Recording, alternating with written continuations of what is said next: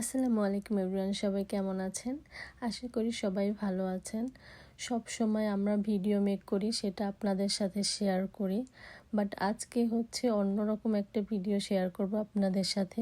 আমাদের বাসায় সবচেয়ে স্পেশাল টুনি পাখির হাতে বানানো মজাদার কালো জাম আপনাদের সাথে শেয়ার করব।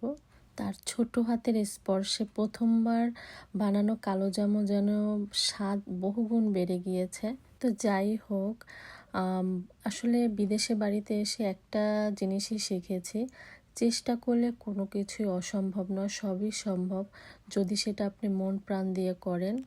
বাংলাদেশে যখন ছিলাম তখন কোনো একটা খাবার খেতে ইচ্ছে করলেই সব কিছুই দোকানে অ্যাভেলেবেল ছিল, দোকানে যেতাম বা অনলাইনে অর্ডার করে সেটা খেতে পারতাম। বাট আমেরিকাতে এসে কোনো কিছু মন চাইলো হঠাৎ করে খেতে, সেটা পাওয়া যাবে না, অথবা পাওয়া গেলেও সেটা মন মতো হবে না। কেননা এখানে আমাদের বাঙালিরা যে স্বাদ অনুযায়ী আমরা খাবার খাই সেটা হয়তো এখানে পাওয়া যাবে না। তাই আমাদের রুচি অনুযায়ী খাবার খেতে হলে অবশ্যই বাসায় মেক করে তারপর খেতে হবে।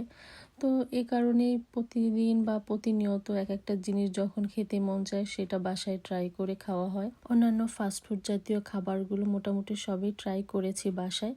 তো এবার চিন্তা করলাম যে একটু মিষ্টি ট্রাই করে দেখি কেমন হয়, ঠিকমতো হয় কি না। খুব ভয়ে ভয়ে ছিলাম। তো ওই দিন কাঁচাগোল্লা ট্রাই করেছিলাম বাসায়, আলহামদুলিল্লাহ পারফেক্টলি হয়েছে, খেতেও অনেক মজা হয়েছিল। তো আজকে আবার চিন্তা করলাম যে দেখি কালো জাম ট্রাই করে হয় কি না। তো সেটাই আজকে ট্রাই করেছি।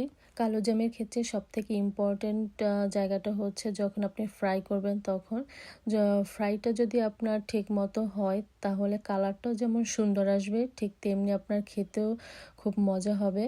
এরপর এটা ফ্রাই করা হয়ে গেলে চিনির শিরার মধ্যে প্রায় 15 to 20 মিনিটস জাল করে নিতে হবে।